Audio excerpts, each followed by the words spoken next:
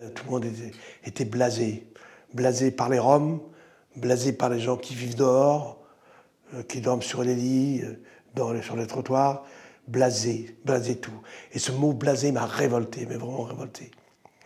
Et donc quand j'ai vu le printemps arabe qui est arrivé, et puis c'est les derniers que normalement on attendait qu'ils fassent quelque chose, et que ça a marché, j'étais heureux, comme vous pouvez le savoir, parce que je me suis dit, mais ça marche donc.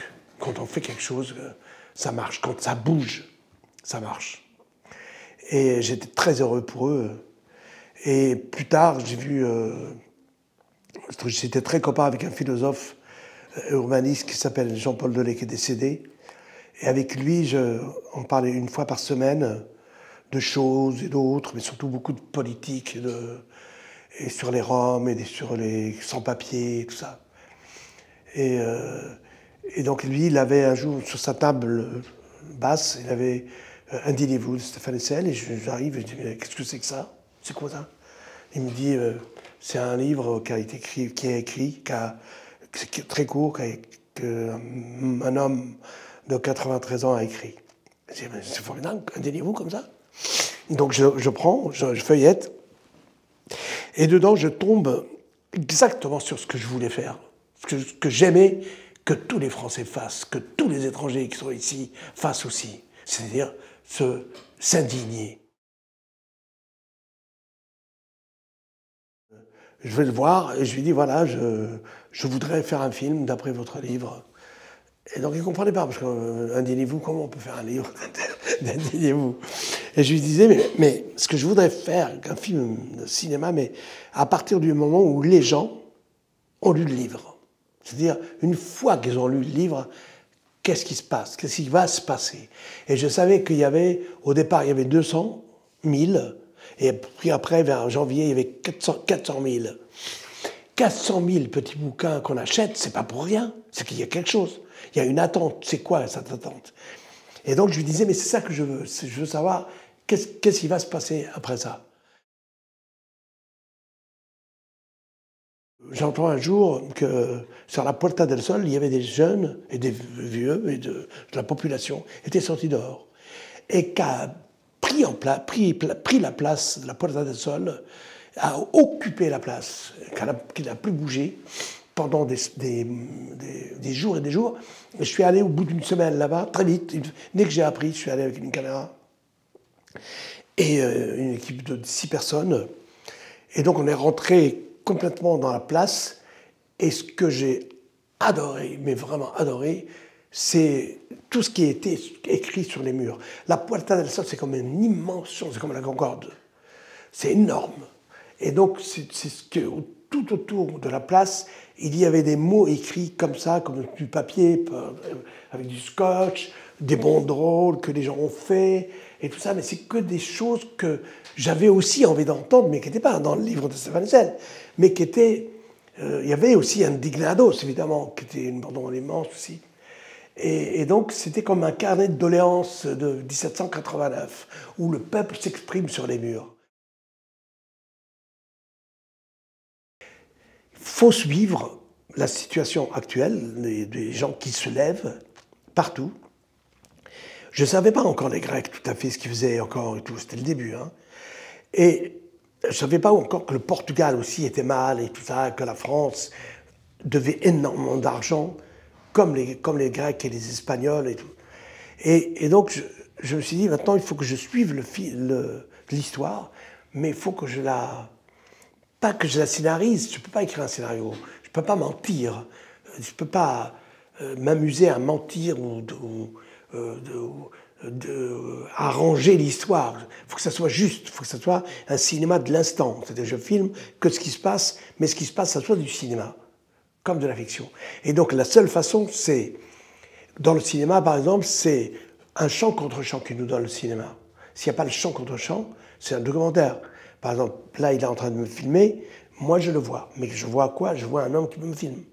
Mais si c'était quelqu'un d'autre qui est en train de me regarder comme vous, par exemple, à ce moment-là, on fait le contre-champ sur vous, et à ce moment-là, ça devient un film. Parce que c'est le point de vue, il est vu par vous, et non pas par la caméra. Parce que pour l'instant, il est vu par la caméra. Et donc, ce qui m'intéresse, c'est que ça soit vu par vous. c'est de vos yeux. Et donc ça veut dire qu'il me faut quelqu'un, il faut absolument quelqu'un. Mais ce quelqu'un, ça ne pouvait pas être moi. Parce que moi j'ai toujours une caméra où je suis un metteur en scène. Et donc il fallait que je trouve cette personne très rarement, vraiment rarement, parce que comme c'était, j'avais décidé de faire le cinéma de l'instant, tout était dans l'instant, il fallait le faire. Je vais vous raconter une anecdote, mais très courte. Hein. J'arrive à la Puerta del Sol, au début, avant d'avoir eu l'idée des Betty, d'avoir le point de vue de quelqu'un d'autre. Et puis, pendant le deuxième jour, quand je filme plein de gens, vers 6 heures, on revient du dîner, on avait mangé un petit truc, et puis on revient par le bas de la Puerta del Sol, comme ça, et on marche vers le cavalier, je ne me rappelle pas qui c'est, et je regarde comme ça les slogans, toujours, et je vois un slogan que j'avais pas remarqué, et c'était Indignados à l'envers, mais qui mesurait 20 mètres de long, avec un tissu immense, mais à l'envers, complètement à l'envers, illisible. Et donc je dis au cadreur, tiens, viens, regarde, on filme ça. Donc on était là, on était comme ça, on était 3 à 4 comme ça, en train de faire ça. Et les gens qui étaient derrière nous n'avaient jamais vu ça. Ce truc-là, la pancarte, elle était là depuis le matin. Ils ne l'avaient pas vu, personne n'avait remarqué. Et là, comme ils ont vu qu'on regardait en haut, ils ont regardé, donc ils se sont aperçus que c'était à l'envers. Donc ils se sont mis à crier « C'est à l'envers, c'est à l'envers !» Et à partir de ce moment-là, évidemment que je faisais ça, puis les gens, et j'avais la narration. C'est comme si j'avais dirigé l'action, c'est comme si j'avais mis la pancarte à l'envers. Donc voilà, c'est pour vous dire, c'est cinéma de l'instant.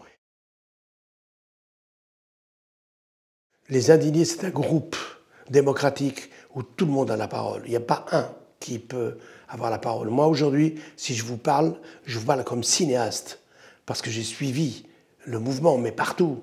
Et donc j'ai suivi aussi les sans-papiers, les autres qui vivent par terre, qui vivent dehors, ceux qui vivent dehors, ce qu'on appelle injustement, sans maison, quoi, sans domicile fixe, sans maison.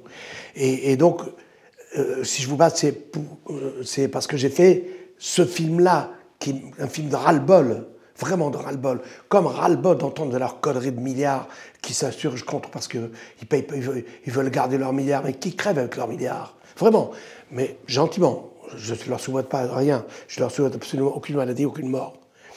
Et donc, qui crèvent de mort naturelle à 100 ans avec leurs milliards. Et donc, personne ne veut être le représentant des indignés. C'est-à-dire que les indignés, c'est tout le monde. Et c'est pour ça que j'ai pas donné la parole, sinon je l'aurais donnée. Mais ce film, je ne l'ai pas fait pour les indignés. C'est pas pour que les indignés se voient. Les indignés ne sont pas des cabots. Ils ne vont pas se voir en train de faire ce qu'ils ont fait. Ce film, il est fait pour les autres. C'est pour rejoindre les indignés. C'est-à-dire que ce film est fait pour la salle. Quand la salle, il y a 200 personnes qui sont là, ces 200 personnes, c'est énorme. Quand on est 200 personnes, j'ai une véritable tribune. Et ces 200 personnes, qui serait bien pour moi, ça serait qu'à la fin du film, ils se lèvent et rejoignent les indignés.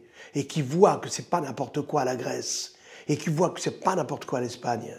Que c'est des choses qui peuvent nous arriver. Et qu'ils soient d'accord que ces gens qui ont des millions réduisent leurs millions pour partager avec ceux qui n'ont absolument rien.